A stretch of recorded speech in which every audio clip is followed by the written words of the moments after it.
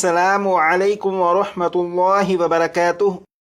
آسان اور مختصر تجوید القرآن کورس کی الحمدللہ یہ کلاس نمبر 44 ہے، اور کلاس نمبر 44 میں سورہ قریش کی آیت نمبر 3 اور 4 کو پڑھیں گے۔ یہاں سے سبق شروع کریں گے اور یہاں تک سبق کو پڑھیں گے، تو شروع کرتے ہیں۔ اعوذ باللہ من الشیطان الرجیم۔ آپ بھی پڑھیے گا۔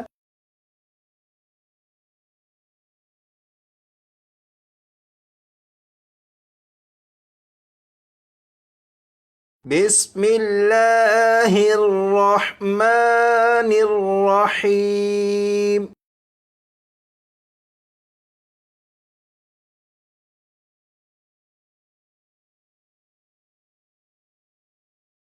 یہاں سے پڑھنا شروع کریں گے، اور یہ جو لفظ ہے یہ ہے فَلْيَعْبُدُوا۔ جب اس لفظ کو پڑھیں گے تو یہ جو لام ہے اس لام پر قلقلہ نہیں کریں گے، یعنی اسے اس طرح سے نہیں پڑھیں گے فل فل فل، اس طرح نہیں، بلکہ فل فل یا بودو فل یا بودو فَلْيَعْبُدُوا فَلْيَعْبُدُوا فَلْيَعْبُدُوا۔ 4 مرتبہ پڑھے گا۔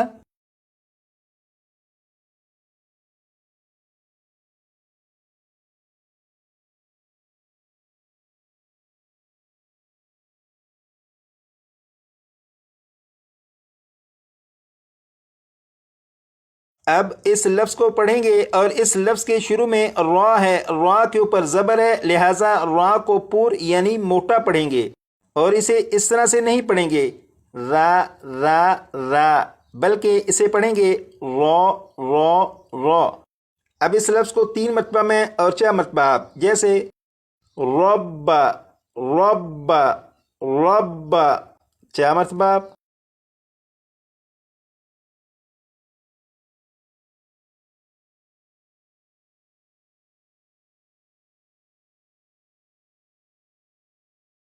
اب اس لفظ کو پڑھیں گے، اور اس لفظ میں یہاں پر دیکھیں یہ ذال ہے، ذال کو نرمی سے پڑھیں گے، یعنی سی ٹی کی آواز کے بغیر پڑھیں گے، اور اس حرف کی سی ٹی کی آواز کو ختم کرنے کے لیے زبان کی نوک کو اوپر کے سامنے کے 2 دانتوں کے سرے سے جب لگائیں گے تو ذال کے اندر جو سی ٹی کی آواز ہوتی ہے وہ ختم ہو جائے گی۔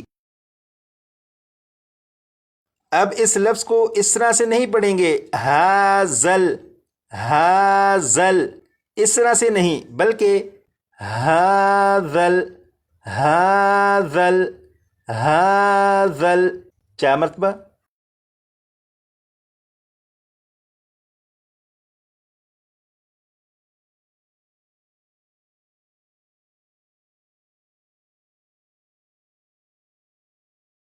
یہ لفظ ہے بیتی، لیکن اسے وقف میں پڑھیں گے۔ جب وقف میں پڑھیں گے تو تا کے نیچے جو زیر ہے اسے ختم کر دیں گے اور تا کو ساکن پڑھیں گے، جیسے بیت۔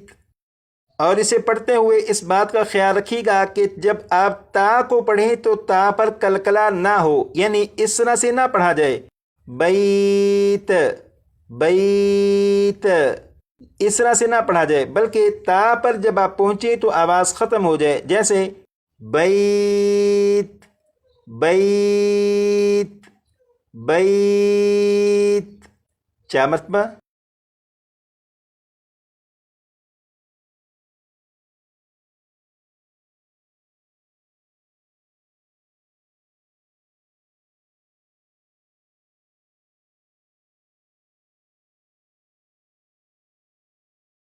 اب اس پوری آیت کو 2 مرتبہ میں پڑھوں گا، اس کے بعد 3 مرتبہ آپ پڑھیے گا، اور جب آپ پڑھیں تو اس طرح سے نہ پڑھیے گا فَلْيَعْبُدُوا رَبَّ هَذَا الْبَيْتِ، اس طرح سے نہیں، بلکہ فَلْيَعْبُدُوا رَبَّ هَذَا الْبَيْتِ فَلْيَعْبُدُوا رَبَّ هَذَا الْبَيْتِ، 3 مرتبہ۔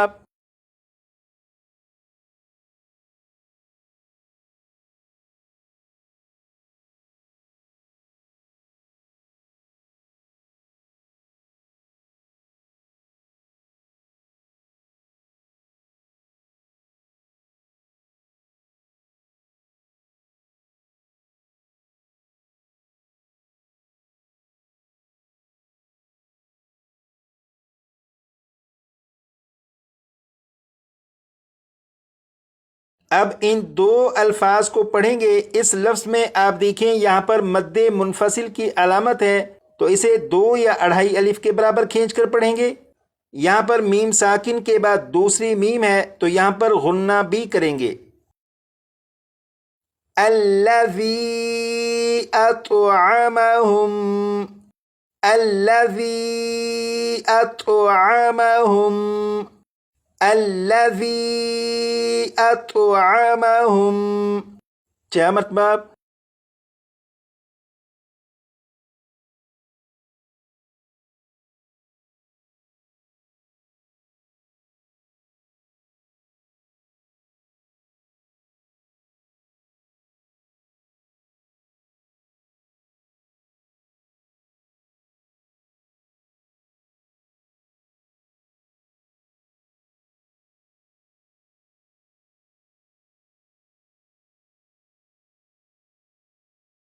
اب ان دو الفاظ کو پڑھیں گے. یہاں پر دیکھیں نون ساکن کے بعد جیم حروف اخفا میں سے ہے، لہٰذا نون ساکن میں اخفا ہوگا، یعنی نون ساکن میں غنہ کر کے پڑھیں گے. لیکن یہاں پر غنہ اس طرح سے نہیں کریں گے کہ زبان تالو سے لگا کر غنہ کریں، ایسا نہیں کریں گے، بلکہ زبان تالو سے ہٹا کر جب آپ غنہ کریں گے تو اخفا کے مطابق غنہ درست ہوگا. جیسے من جوع، من جوع، من جوع. کیا مطلب؟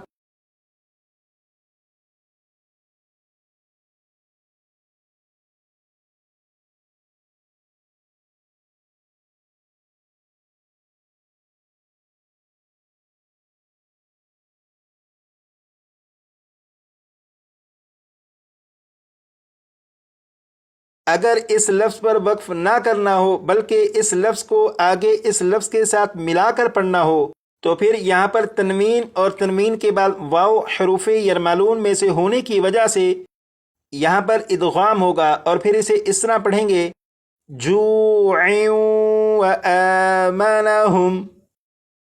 اب ان تینوں الفاظ کو 3 مرتبہ میں پڑھوں گا، اس کے بعد 4 مرتبہ آپ پڑھیے گا. لیکن یہاں پر آپ دیکھیں یہاں پر میم ساکن کے بعد دوسری میم ہے تو یہاں پر غنہ کر کے پڑھیں گے. یہاں پر نون ساکن کے بعد خا حروف حلقی میں سے ہے تو یہاں پر نون ساکن کو ظاہر کر کے پڑھیں گے. وَآمَنَهُم مِّنْ خَوْفٍ، وَآمَنَهُم مِّنْ خَوْفٍ. کیا مطلب؟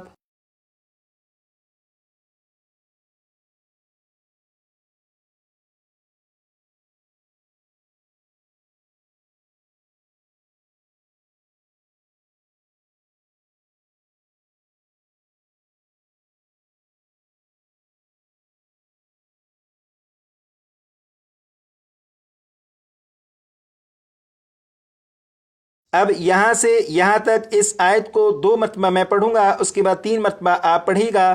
لیکن جب آپ پڑھنا شروع کریں تو سانس اندر کی طرف کھینچ لیجیے گا تاکہ آپ ایک ہی سانس میں پوری آیت کو پڑھ سکیں. جیسے الذی اطعمہم من جوع و آمنہم من خوف. الذي أطعمهم من جوع وآمنهم من خوف. 3 مرتبہ.